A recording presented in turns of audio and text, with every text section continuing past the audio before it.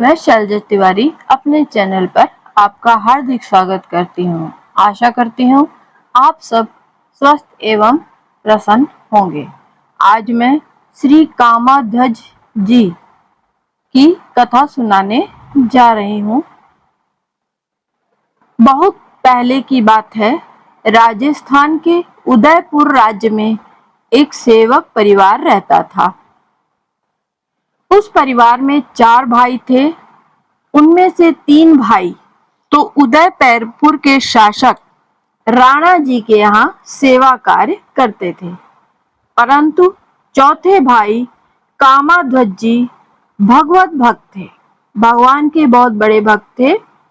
Way one में ही रहते थे और वन में रहकर भजन करते और समय पर घर आकर भोजन प्रसाद पाकर फिर वन में चले जाते थे। यही उनका नित्य का प्रतिदिन का कार्य था। उनके तीनों भाई उनको काम काज के नाकाज के दुश्मन अनाज के मानकर उन पर नाराज होते रहते थे। वे इसलिए नाराज रहते थे कि वह केवल भगवत भक्त में लगे रहते थे। एक दिन तीनों भाइयों ने कामाध्वज जी से कहा, भाई, यदि तुम थोड़ी देर के लिए राणा जी के दरबार में चलकर हाजिरी ही लगा दिया करो तो हमें तुम्हारा भी वेतन मिल जाया करे, जिससे घर का खर्च भी ठीक से चल सके। इस पर कामाध्वज जी बोले, मैं जिसका सेवक हूँ उसकी सेवा करता हूँ और उसी की हाजिरी बजाता हूँ, दूसरे से हमें क्या काम। भाई लोग उनका उत्तर सुनकर बहुत नाराज हो गए और बोले, जब तुम मर जाओगे तो तुम्हें जलाएगा कौन। श्री कामाध्वज जी ने उत्तर दिया, जिसके हम सेवक हैं वही हमें जलाएगा। भाइयों ने समझ लिया कि इनसे कुछ कहना सुनना ही बेकार है, ये कुछ करेंगे तो नहीं, सो उन्हें उनके हाल पर ही छोड़कर चले गए। इधर एक दिन भजन करते करते श्री कामाध्वज जी का शरीर छूट गया।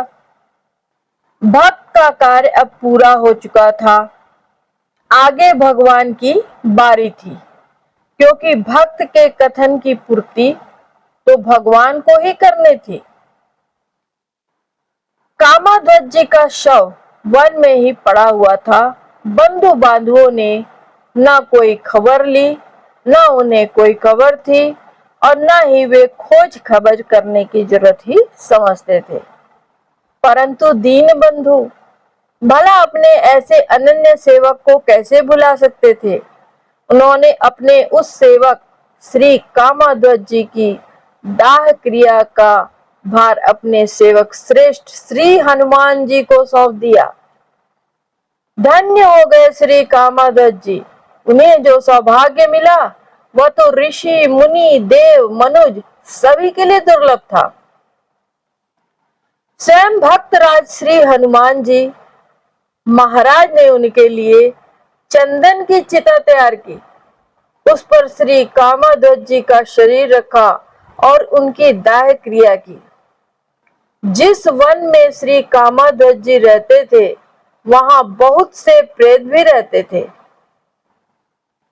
श्री कामाध्वज जी की चिताग्नि से निकली परम पवित्र धुएं के स्पर्श और आघ्राण से वे लोग उस अपवित्र प्रेत योनि से मुक्त हो गए। दैवयोग से उस प्रेत मंडली का एक सदस्य उस समय कहीं चला गया था। वापस लौटने पर जब उसने अपने संगी साथियों को गायब देखा तो रोने लग गया। और वहीं एक सिद्ध संत रहते थे। उसने उनसे पूछा तो उन्होंने सारा वृतांत बताया और उनसे सारा वृतांत उसे मालूम हो गया। अब तो वह लगा पछताने कि हाय, मैं ही एक अभागा था जो समय पर यहाँ नहीं था, अन्यथा मुझे भी इस कुत्सित पापियों से मुक्ति मिल जाती। उसने उन सिद्ध संत से प्रार्थना की कि प्रभु मेरे ऊपर कृपा करें। अभी इस पुण्यात्मा महापुरुष की चिता में अग्नि अवशिष्ट है। आप थोड़ा तृण काष्ठ आदि इसमें डाल दें तो इससे जो धुआं निकलेगा और उसके स्पर्श से एवं आघ्राण से मेरी भी मुक्ति संभव हो जाएगी। संत ने उसके दुख और उसकी सच्ची भावना से द्रवित हो उस चिताग्नि में तृण काष्ठ आदि डाल दिए, जिससे उसमें से पुनः धूम निकलने लग गया, धुआं निकलने लग गया और उसके स्पर्श एवं आघ्राण से वह बचा हुआ प्रेत भी मुक्त होकर भगवत धाम को चला गया। भयचारी भाई करे चाकरी व नाना जू की तामे एक भक्त करे वन में बसेरो है। आए के प्रसाद पावे फेरी उठी जाए तही कहने को चलो तो महीना लीजो तेरो है। जाके हम चाकर है रहत हुजूर सदा मरे तो जरावे कौन वही जाको चेरो है। छूटे तन वन राम आज्ञा हनुमान आए कियो दा धुआं लग प्रेत पार नेरो है।